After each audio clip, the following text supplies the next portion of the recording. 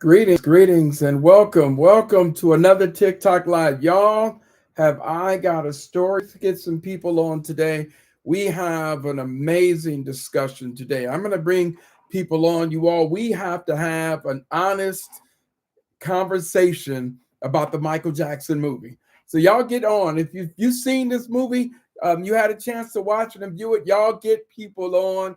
Let people know what we're about to get in on today. Y'all, we have to engage in this conversation. Now, I wouldn't be Dr. White if I didn't have a little twist to this dialogue. But this is important discussion today because we're talking about the Michael Jackson movie, what they didn't tell you, the trauma, the truth, and who controls the narrative. So let's get some people on. Now, let me let y'all know for anybody who's not seen the movie, I'm going to put this disclaimer out. I'm not going to let anybody in on a secret. There'll be no spoilers. I'm only talking about the controversy surrounding this movie. So let's get some people on. Y'all tell somebody to join on either through YouTube or TikTok Live. Let's get in. We have to have this conversation, y'all, because there's a big difference between what the viewers have to say and some of the initial reports from some of the critics. So y'all get people on. We're going to have this conversation. The Michael Jackson movie, the biopic. Y'all, I went to go see this with my wife. This was a great midday date movie. We wanted to be the first to check it out. You know, I'm a child of the 80s. So, you know, everything we saw was singing the songs, but we got to have this conversation. So y'all get people on. Tell somebody, bring some people in so we can have this conversation about the Michael Jackson movie, examining the controversies around it, or should I say what people are calling the controversies around it. Again, I'm being honest. I am not going to be a spoiler because I know there are a lot of people out there who have not seen the movie. So there'll be no spoilers. Good to see you, Paul. Let's get into it. Will, glad to have you. We are going to talk about the Michael Jackson movie. So I'm going to get into it. So y'all bring some more people on. Let people know. Cheryl, good to see you. The Michael Jackson movie, I know right about now some people saying, man, I ain't seen this movie. I don't want Dr. White spoiling it. I promise you, there'll be no spoilers in it, other than, you know, the music and other than just kind of highlighting what I view to be the great job that his nephew, Jafari Jackson, did playing him. But I won't tell any stories, but y'all bring some people on, right? So we have to get into this, right? So everybody's talking about the Michael Jackson movie. But let me ask you this question, right? I'm glad to have y'all on. Bring some people on. Let me ask this question here. Why are people more focused on what the film didn't show than what it actually did? Right. So that's the question. Y'all jumping in, and you know what? I got a whole opening monologue that I need to do, but I'm going to start right there. Why are people, social media, why are they more interested? Why is there more controversy, more concerns, critiques about what the movie didn't show than what it did? And you know, and there's an honest question here too: is there possible some cultural differences? Meaning, perhaps one group, one culture had one perspective of this movie than the other. But I do know one thing: when you take a look at the opening box office, it's a whole nother story. But y'all jump on and answer that. Good to see you, Rudy. Glad to have you on here, Nakia. What they didn't show here, what they didn't show. That's the big controversy. That's the big issue that everybody's raising here. And so, good to see you, Victoria. We have to do it now. Again, why I'm doing this? Because I woke up since this movie's come out, and every morning I'm watching, even on the Today Show, I'm watching discussions around the controversy, right? And so we have to get into this, and I think it's fair. I think it's fair that, you know, W.E.B. Du Bois once says, who evaluates the evaluators, who tests the testers. And so I'm going to say, who critiques the critiquers? Right? So that's a whole another piece here, because we have a reality that we see that that this new film, if you begin to really think about it, this new musical film, it broke some records, right? The Michael Jackson had stormed worldwide box office, right? Scoring the highest opening weekend ever for a biopic, right? So something happened, right? The singer's nephew, Jafari Jackson, portrayed him. And y'all listen to this. This movie has taken in the biopic as an opening $270 million globally since it opened on Wednesday. So something's happening. So y'all, I want to give a shout out to some folks before we get ready to jump on here. Regal, good to see you. Shaquille, good to see you. Hook, glad to have you on. Earl Williams, y'all come on. I want to hear y'all comments. Now, again, what's driving this? Why we got to have this conversation? And then we're going to take a little look at the twist. Then I'm going to jump on it. But here's where my concern began to kick in. So I'm listening, and then the Today Show, it says that the movie did not address the child sexual abuse allegations against Jackson. They go on to discuss what the film was originally supposed to show, and then they began to offer up all their concerns.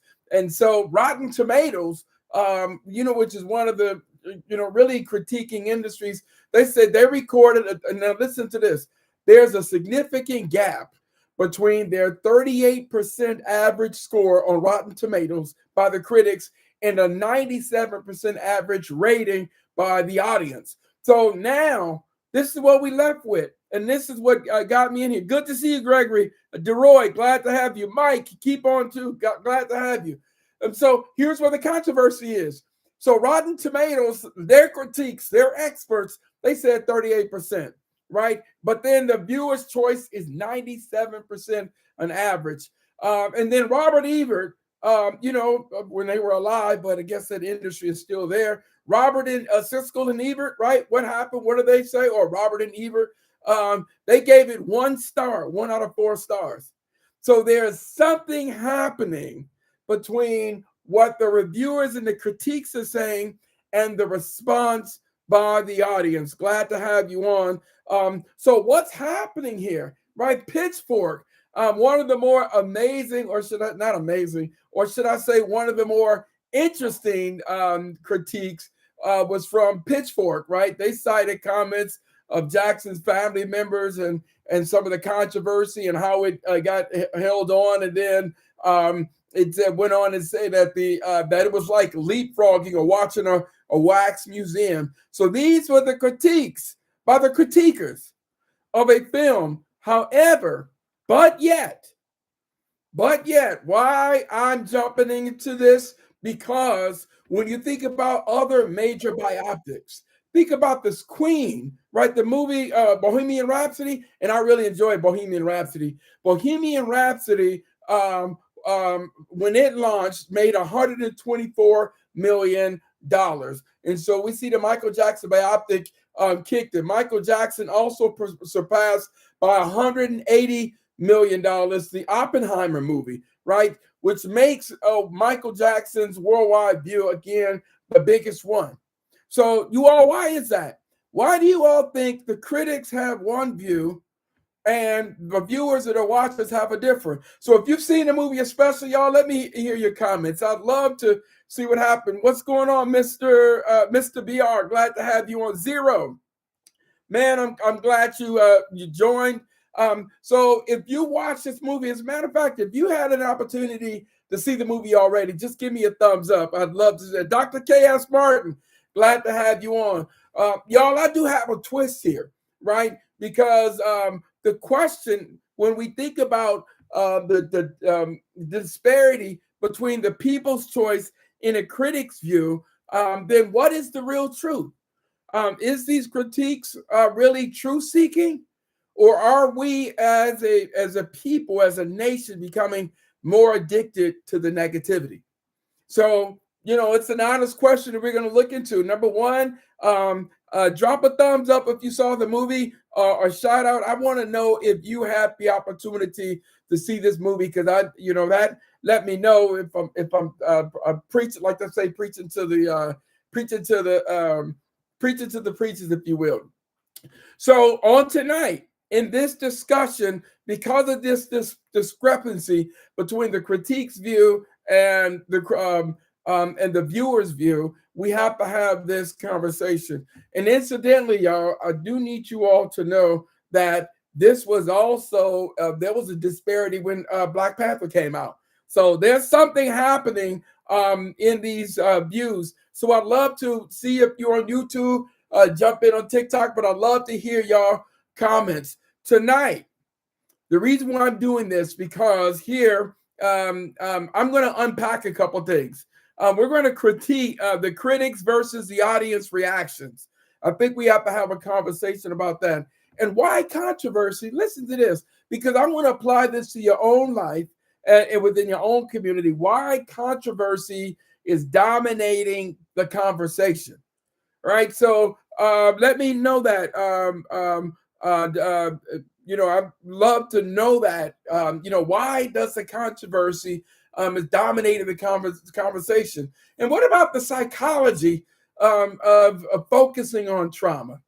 Think about that. There's a psychology, this preoccupation with the trauma, or the trail. I call sometimes the trail of trauma. There's a preoccupation. So we're going to unpack some of this, and how social media, listen to this, y'all, may be writing your own life story. What do you think about that as a challenge, right? So no spoilers, but yes, we're going to talk about the reviews and the reactions. So if you've seen the movie, right, you need to be in on this one. So y'all come on in and let's join in. I think this conversation, and so we need to be honest about it. The focus on the viewers, their reactions, and their interpretations.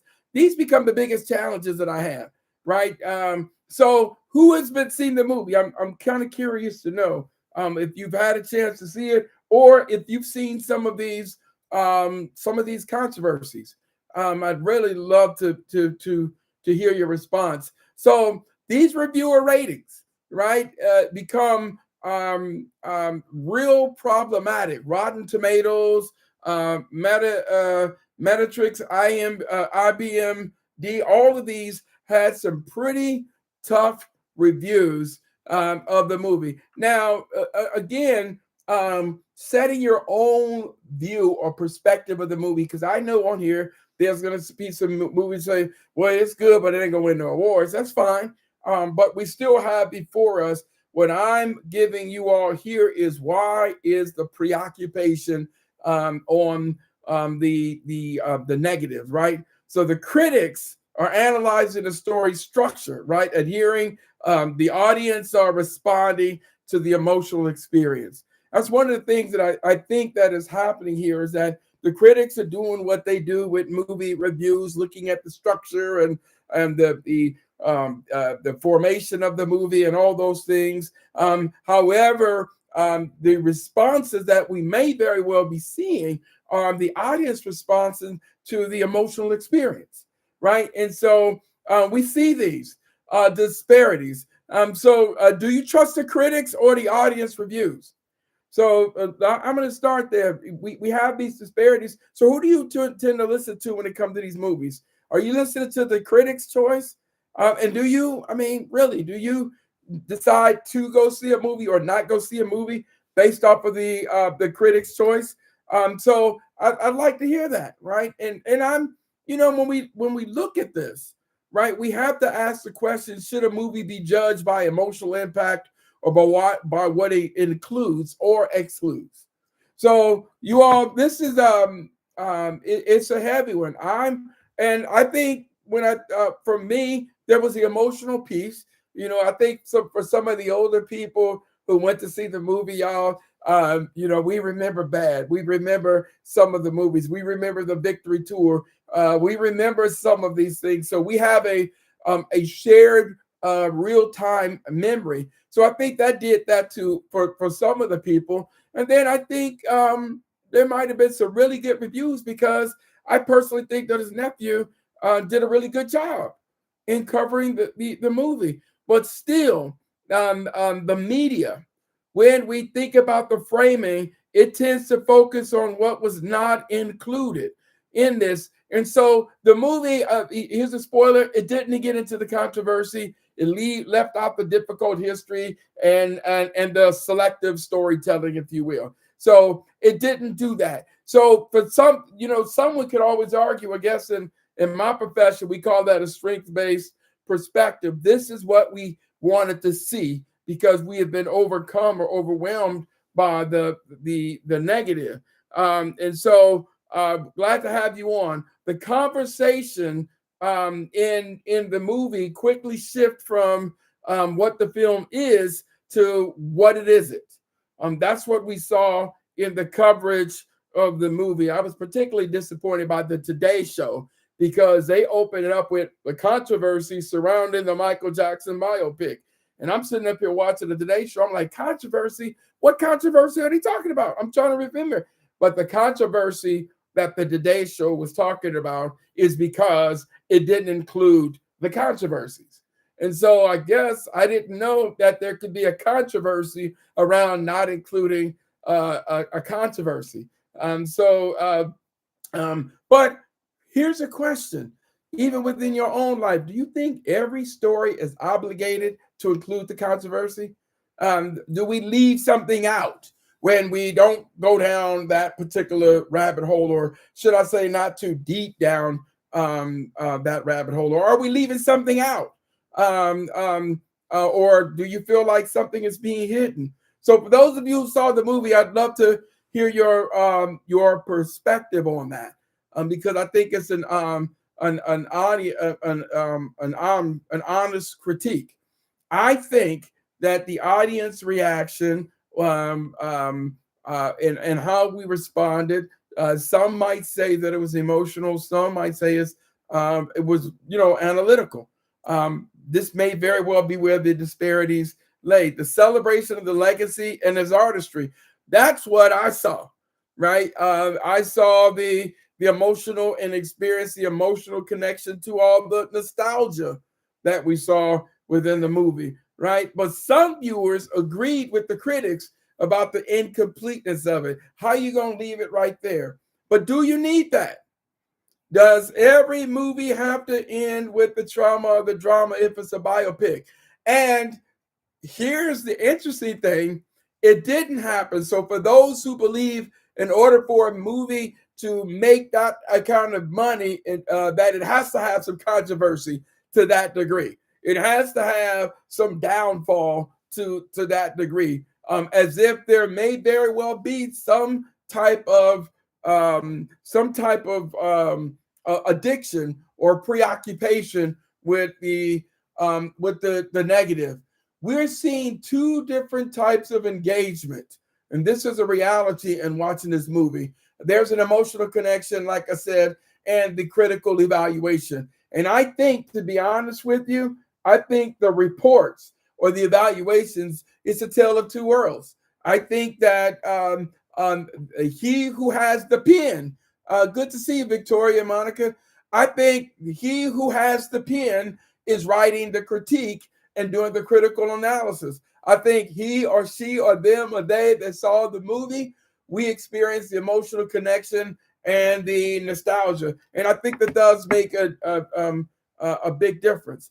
But I got a question. Do people go to feel something or to analyze something? That's, when I was in a discussion with somebody about the movie, and I'm like, hell, is that what you went to go and see? How much of the negativity, or did you go for the experience? With those kind of numbers, we can debate all we want. But I know one thing, in this one, Rotten Tomatoes, the Today Show, and several others, I think that they got it wrong. But some would argue that both can exist. We can go see the movie for the emotionality and the nostalgia, and we can also do our own critique. There are film majors out here. I know that there's some film majors out here. I know that there's some actors out here. I know that there's some production folks out here. I know it's all there, but when you began to do your analysis from your perspective, we do tend to see something different here. So, and I'm going to argue this too. Not only do I believe that there were differences in terms of, the critique versus the emotion and nostalgia, I think that there were some cultural differences that we may have found too, because And here's the truth, y'all. Background will shape what is emphasized, background will shape what is expected, and background will shape what feels like omission. So we bring that into our movie watching. And that's the reality. You watch a movie, and we will have two totally different experiences, and from a cultural standpoint. So culture, in reality, here it doesn't just influence what we watch; it also influences what we believe we have to watch and what must be included. I hope y'all got that. Good to see you, Cindy. Glad to have you on. I'm going to play that back because I don't want you all to miss what I just said. That culture doesn't just influence what we watch, it influences what we believe that must be included. And so, if you come from a certain cultural or experiential background, then your critique is going to have a lot to do with what was left out. But you all will see in this discussion, this whole thing of what is left out in the cultural differences is also a reality in terms of your own life and how things are interpreted. Why? Because society has developed a heightened focus on trauma and controversy. Let me give y'all a good example. So I belong to an organization called Let Us Make Man, a gathering to reclaim Black manhood. And y'all can go to letusmakeman.net. As a matter of fact, we have our 20th anniversary this Thursday. We have our scholarship gala. We're trying to give out $100,000 to college-bound young men. Y'all go to letusmakeman.net, and you'll see the other work that I'm doing in this important discussion here, right? So here is something that I've come to realize in terms of how society tends to highlight or move towards being obsessed with the focus on the trauma, right? So there's the negativity bias, the trauma-centered identity, and the emotional dominance in storytelling. These are the things sometimes that attracts us. You have the clickbait, you have a good catchy tune, and then everybody's going to hone on in. And I think that's what happened. Michael Jackson biopic, controversy. And then what's going to happen? You want to log in and see what the hell the controversy is about.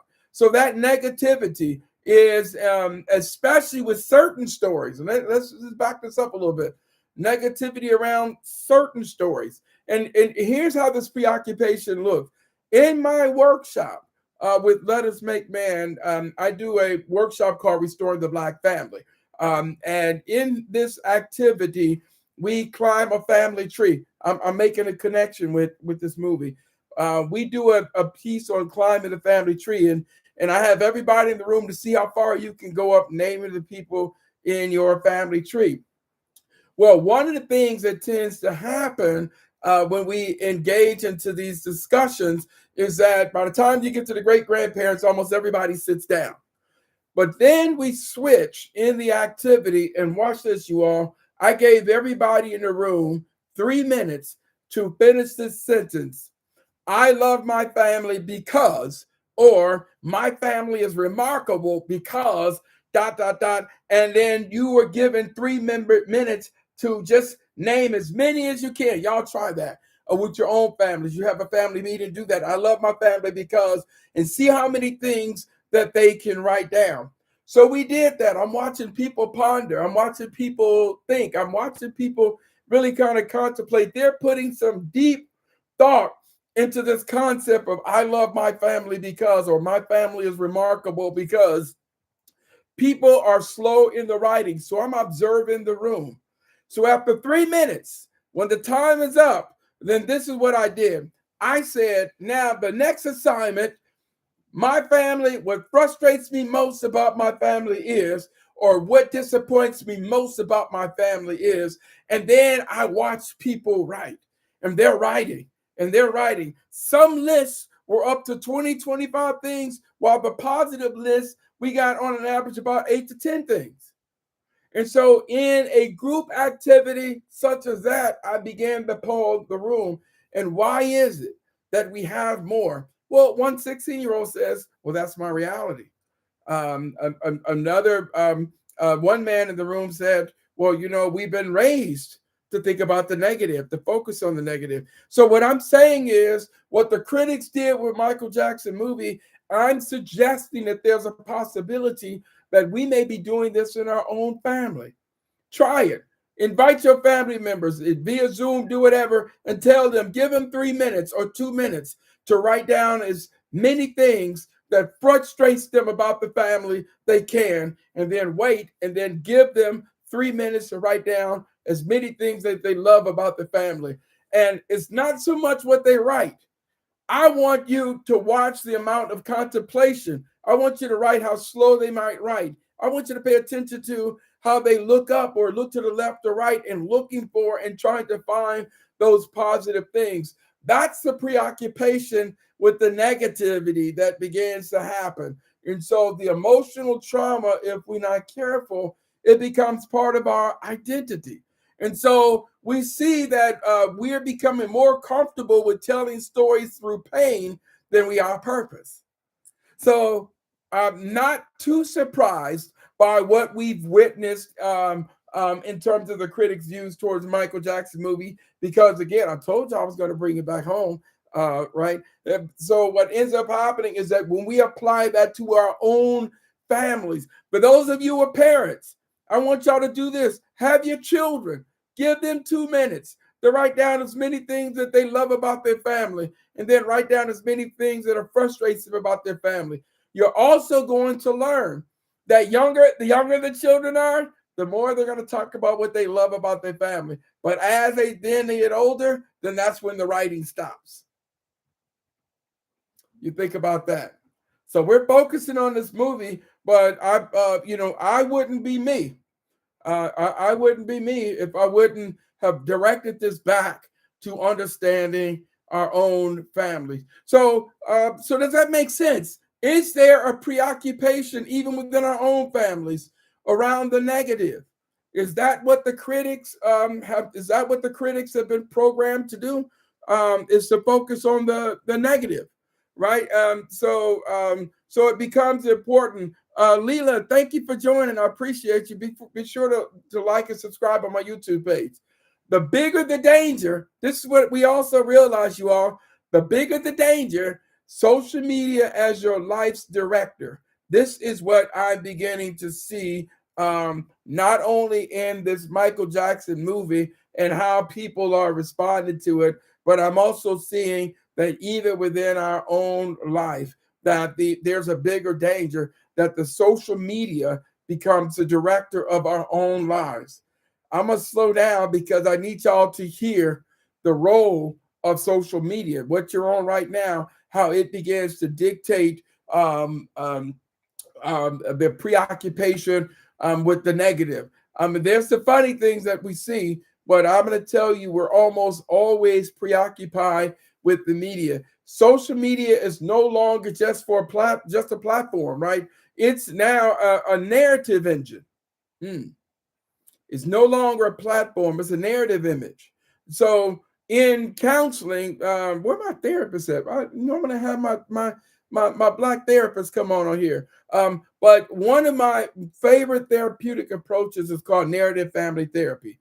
And narrative family therapy examines the narratives, right? Those are the stories and sessions. The therapist examines the stories that we tell ourselves, the stories that we believe about our family, and where there are issues or challenges in that story. The narrative family therapist's job in that moment is to help you to restructure that story. And I'm going to let you in on a secret. Just as Michael Jackson has all those different family members, here's a truth. Even within your own family, each person in that family has a different experience in that same family. That's right. So some of you may have a whole different experience with your mother than what your sibling did, or a completely different experience with your father than what another sibling did. So the story that is being told is really multifaceted. One of the things that I stayed for in this movie is that I wanted to see the credits, because I became curious to see if any family members were served as executive directors. And to my delight, there was several of Michael Jackson family members who served as executive directors in the movie. But even in the credits, y'all, this is how crazy this is, y'all. Even in the doggone credits, people began to talk about which family members were not as executive directors. So this is where the preoccupation and the negativity comes in. So we began to look at that. So I need you all to, I'm using the Michael Jackson movie and the controversies and criticisms around it as an opportunity for you to examine your own life and how social media and how the stories in your own life, the stories that you've written and the stories that have been written in your own life. And I'm going to tell you that this is is critical. The danger here, the reason why I call it social media as a bigger danger is that when you, and y'all hold in on what I'm saying here, when you start seeking external validation for shaping your identity, when you get to the point where you are defining who you are, or you are defining how your relationship is, and then you begin to put more effort. Oh, y'all, this is about to hit home a little bit, so hold on. When you as a couple began to put more effort, here we go, y'all, and what the people see and believe about your marriage, your relationship, or your life, than what it actually is. So the external validation becomes very important, right? You performing pain for the engagement, right? So you get to engage and you start giving the appearance that everything is going well in your life to hide the real life pain, right? However, no matter how much you hide it, people, especially your haters, they will go on a man or woman hunt for your pain, for your shortcoming, for the cracks in your armor. So we see the external validation. When we start buying into that, it becomes problematic. However, the internalizing public narratives become also dangerous. That we start, what does that mean, y'all? When we start buying into what we've been sold on social media and in the public. So with the Michael Jackson movie, I like the fact that they literally made a conscious decision, right? A conscious choice in this regard to focus on many of the positives. We wanted to see how the various songs were written. We wanted to see. Now, one thing they couldn't get around, no matter what, couldn't get around. Everybody talking about Joe Jackson, so I like the fact, the attention that they did with that. But setting that aside as a biopic, you're the biopic in your own life. And I guarantee you, someone's doing the exact same thing. They're trying to write the story of your own life. And I'm saying people can write your story as much as they want. The challenge is when you start seeking the validation from those story writers of your life, or you began to internalize or buy into the narratives that people have written about your own life. That's the part that becomes challenging. Good to see you, Michael. So these become the challenges. So I love the Michael Jackson movie. And we're now just focusing on and engaging in this regard about the preoccupation with the negativity. We are talking about the fact that many critics, from Rotten Tomatoes to the Today Show, began to focus on what was not shown and the controversies. And so what's happening now, you all, for those of you just joining on, is that I'm posing a question around why the preoccupation with the negativity? Why is it that we buy into it? Why is it that you will go into a situation and automatically began to look for what is not present? I remember, oh, y'all, this is straight old school. Tony Brown, the journalist Tony Brown, Attorney Brown's Journal. I first heard that in his critique of some African-American journalists. And he said, why is it that if a group of Black folks get into a circle and we start talking about what by for and about Black folks, he said there's always going to be one person in the group saying, how come you don't like white people? As if, good to see you, Anthony. as if somehow to not talk about white people is to suggest that you have an issue with white people. And so you have that type of preoccupation that says, what happens if I only want to focus on the positive? But the flip side of that is that when social media becomes the director of our own lives, and again, we start reaching a point of trying to get the external validation for shaping our identity, we see this as a big issue. We see this as an absolute major issue among youngsters, middle school, elementary school, especially around the bullying, when young people began to now use social media to gauge their body structure, their body type, and now they're using social media to begin to define what constitutes beautiful. Our darker skinned, heavily melanated children, they began to get preoccupied with the attention that the more lighter hued of our people get. And so there's a preoccupation that we have to be careful around in getting that validation externally or internalizing the narrative that someone else has written about us. So if you're not intentional, social media will cast you in a role you never chose. Y'all hear what I'm saying? That if you're not intentional, social media will cast you in a role that you never chose. And we see that among many stars and actors. That's just a reality that comes with you getting to that level, that you will have social media that will try desperately to define you or set your norms and your boundaries. But I'm going to tell you, you don't have to be a famous actor for people to try to typecast you or to put you in certain boxes. And when you buy into it, it's when it becomes problematic. And so this is why we always have to pause for a second, right? So now I'm going to offer this up. If your life were a movie, what would the people focus on in your own life? If your life was a movie, what would the people in your life on social media focus on? Queen, what would they focus on? I'm curious, right? Damon, if your life were a movie, what would the people focus on in your own life? Right? So now I'm telling you, and then let me flip that. And what images in social media would you try to project about your social life? Right? So these are some good, honest questions. One of my favorite blues singers, B.B. King, but several of them have written. He says, "I love to live the life that I sing about in my song."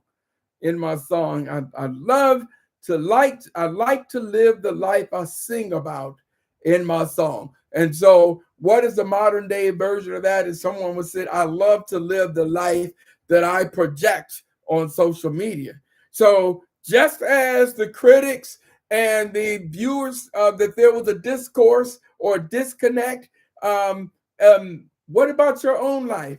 Is there a disconnect between what you project out there in the world versus who you really are? And if we were to slow down for a moment, good to see you, Hot Mess. If we were to slow down for a moment, when we start studying issues of depression, and even when we examine suicide, one of the things that hurts me more than anything when I hear about it is when family members and others say we missed the signs because they always appeared to be so upbeat, or they always appeared to be so happy, or I missed the cues or the hints that they put out there. And so social media is here. And social media not only is here, but it ain't even got all the way here yet. And so we are now at a point where social media is being used, right? Good to see you, Lorenzo. Is we are now at the point where social media is being used to evaluate people, to judge people. It's very interesting. Being a university professor, one of the things that I've seen over the years that is undeniable, I've seen, watch this, you all, I've seen individuals get a full ride scholarship only to have the university look at the person's social media And because of what they put on social media, the scholarship was taken. Right. And so our younger people, and any professor that's on here, you'll be able to attest to this. Our younger people who are in college, that becomes the biggest challenge, because they don't realize that social media is also a window that you have opened up for passerbys on the street to look in what's going on in your life. And if you've staged what people can see, that becomes equally problematic. But let me see someone respond to that. If your life were a movie, what would people focus on? I'm kind of curious. What would people focus on? Damon, what would people focus on? Michael, if your life were a movie, what would people focus on? Right?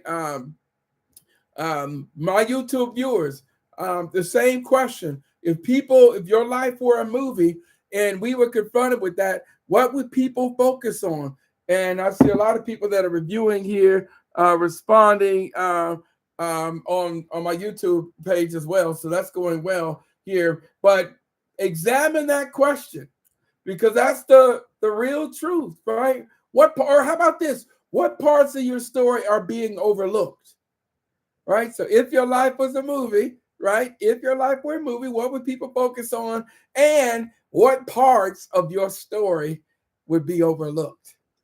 So y'all get on. Y'all, we have to examine this here, because now it takes on a different story here. And some of you might decide to overlook parts of your story. But I'm going to say this: it's your story. The challenge is that just as we are offering up critiques about the Michael Jackson movie and this biopic in his story and what should and should not be included, what I'm offering up to you all is that people are doing the same thing to your own life. They're focusing on what should or should not be captured. So the interesting thing, I'm a professor at Clark Atlanta University in the Whitney M. Young Jr. School of Social Work. Y'all, this is what we do in the School of Social Work. But we have what's called two focuses here. One is what we call the Afrocentric perspective, and that just simply means that is a lens that we use to examine all phenomenon.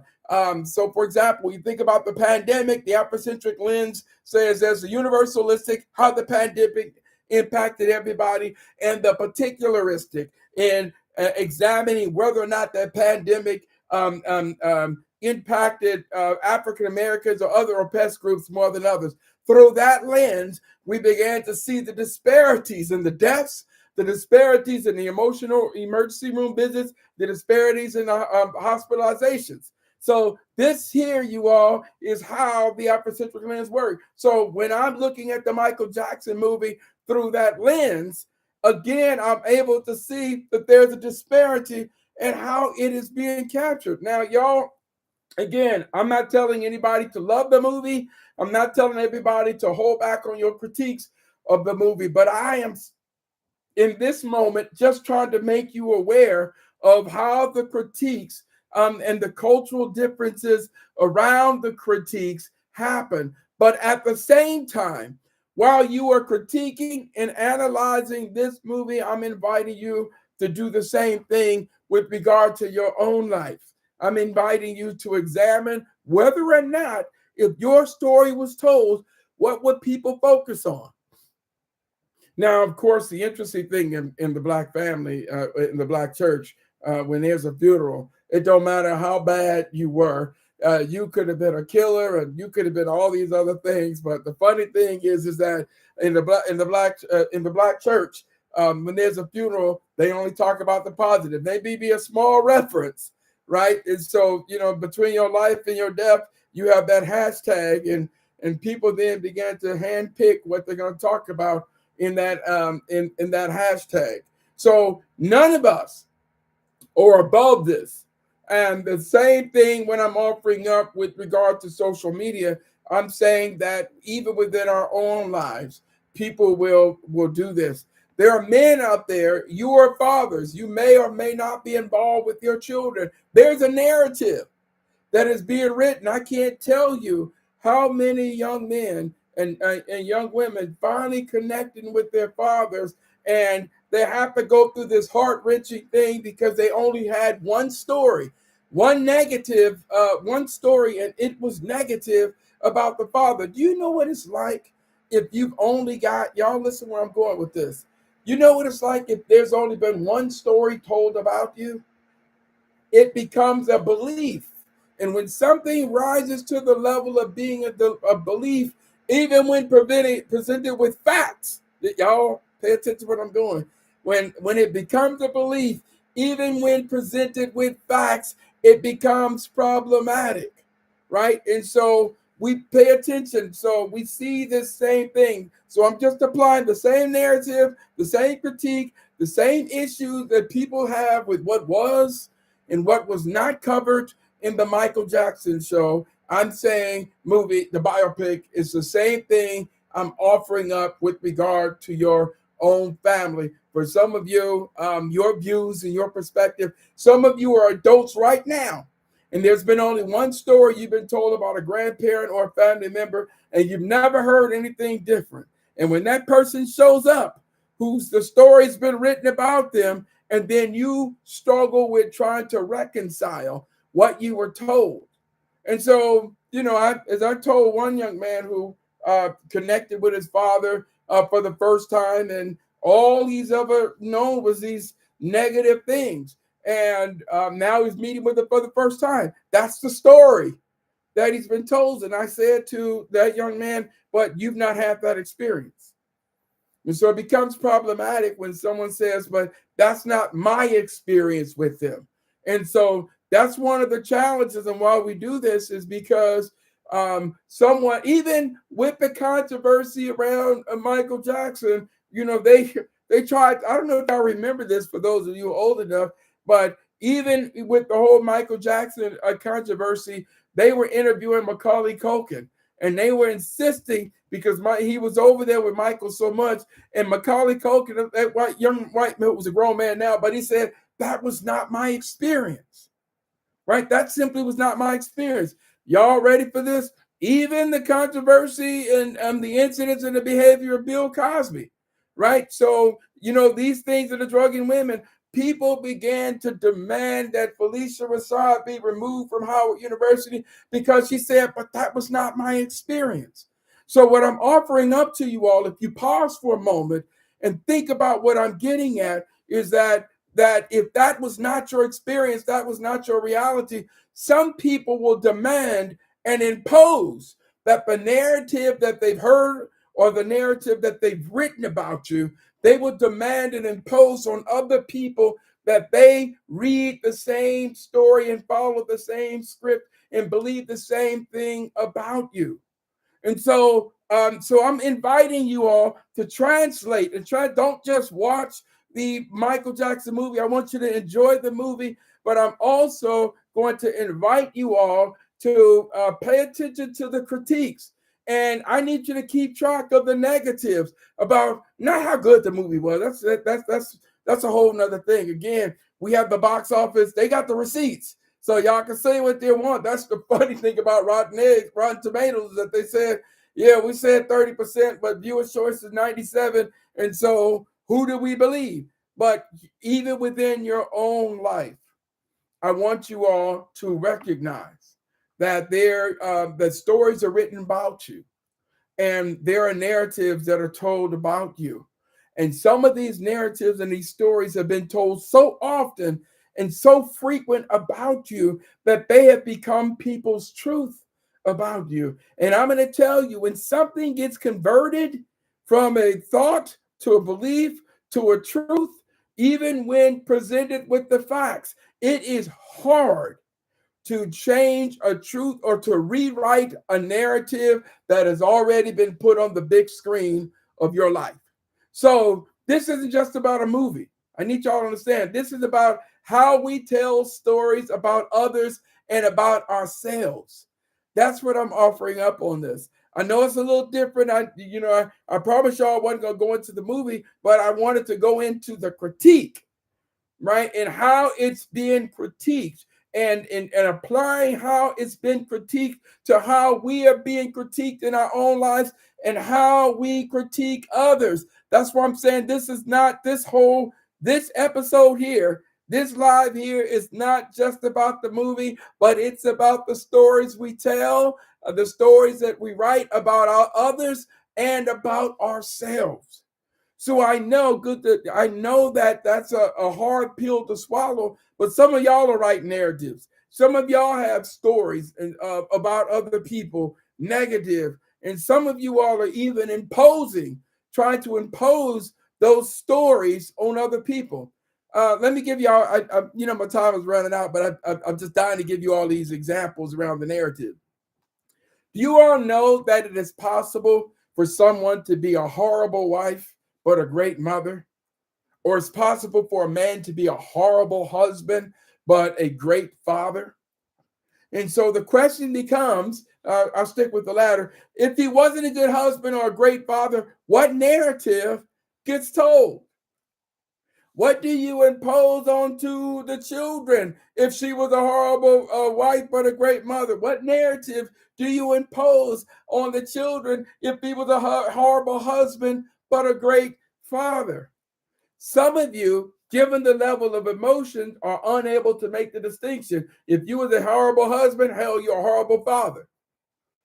But that's not always the reality. And that's what I'm offering up for you all in this, and why I'm saying that this is not just about a movie. It's about how we tell stories about others and about ourselves, and using that biopic because it's a story that's being told, and the writers of the narratives are the family members, who are the executive directors and others who are telling this story.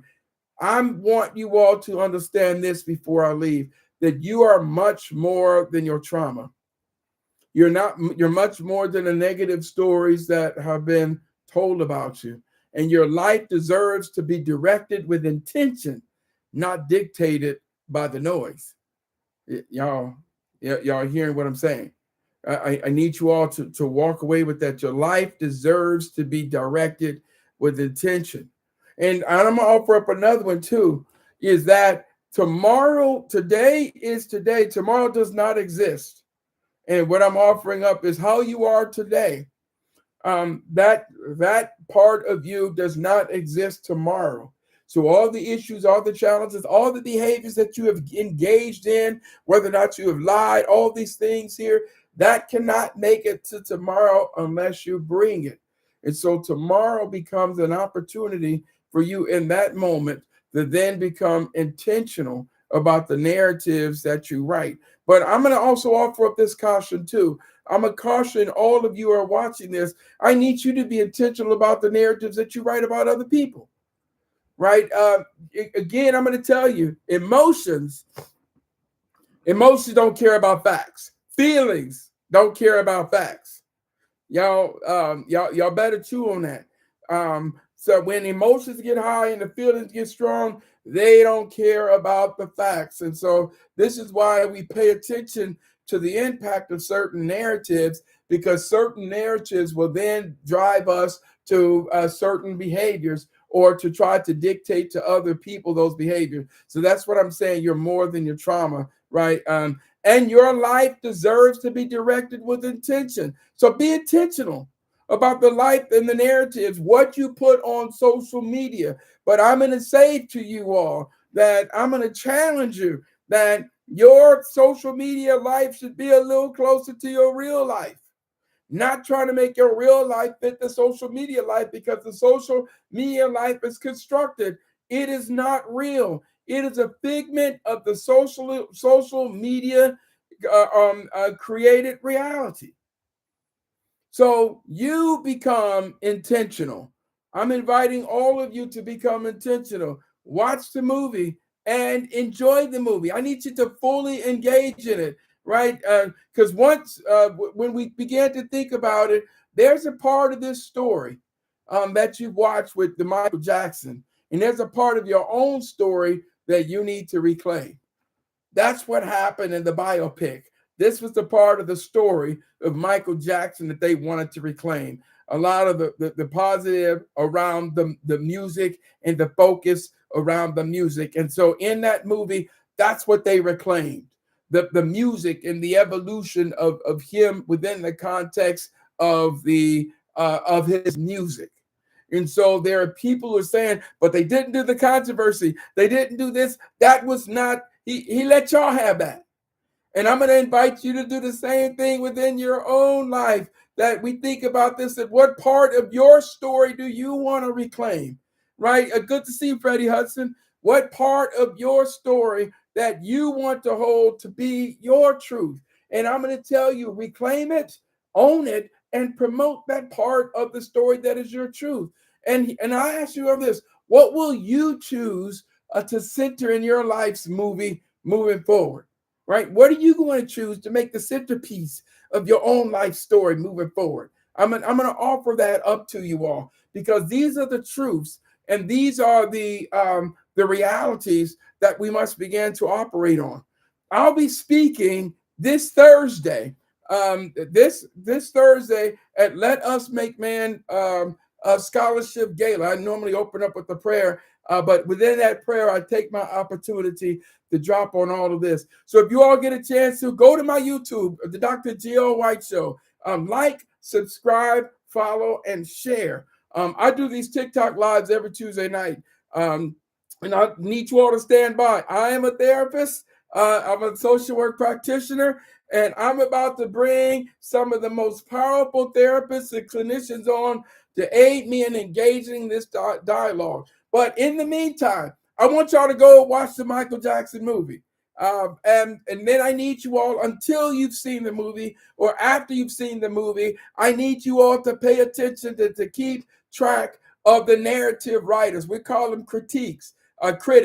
But y'all have narrative writers and critics in your own life, and I'm telling you to be intentional about being the narrative writer and the critic in your own life.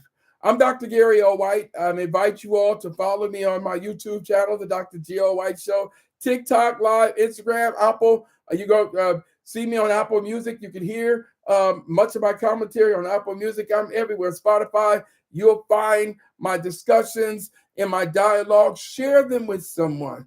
All the work I'm doing is around restoring and strengthening the family, engaging and working to make our families as beautiful as I know that they're supposed to be, and as intentional as they're supposed to be. That's why on this Thursday, if y'all get a chance to go to letusmakeman.net, letusmakeman.net, and take a look at the Scholarship Gala, so that you all know, this group of about 25 men, we are trying to give out $100,000 in scholarships this Thursday.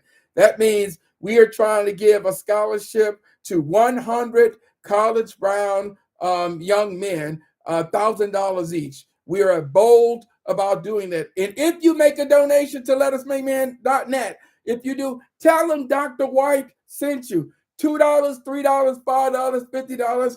I don't care what you all do. But I'm just going to pause for that plug to go to letusmakeman.net and take a look at the great work that we're doing. Take a look at the workshop that I'm doing on restoring the Black family. And heads up, if you're anywhere in Atlanta, Georgia, I need y'all to pay attention. Around April 23rd, I'm going to be doing a live workshop at a major church here in Atlanta, Georgia, in College Park, Woods Memorial Baptist Church.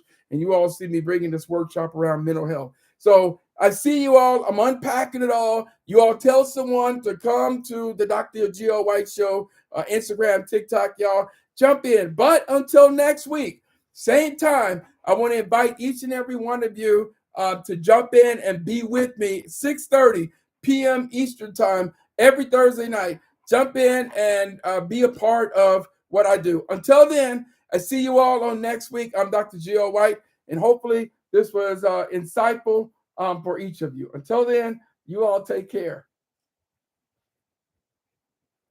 All right, YouTube folks who are still on, this is I call this the aftershock for my YouTube folks. Thank y'all for joining. Y'all tell someone, share this with people. I'm going to put this on my TikTok or my YouTube channel, and then you all share this discussion. Next time, I'm going to clean up my office a little bit, but this is a real live office, y'all. I'm a professor. I'm moving these books around. But until next week, 6:30 Eastern time, Every Tuesday night, I come live on YouTube and TikTok. So you all share with someone. And if you have some great recommendations for these topics with these therapists and other folks that I'm bringing in, go in and make a comment. Dr. White, you got any therapists? Y'all, let's get into it. To my YouTube folks, I'll see y'all on next week. Y'all take care.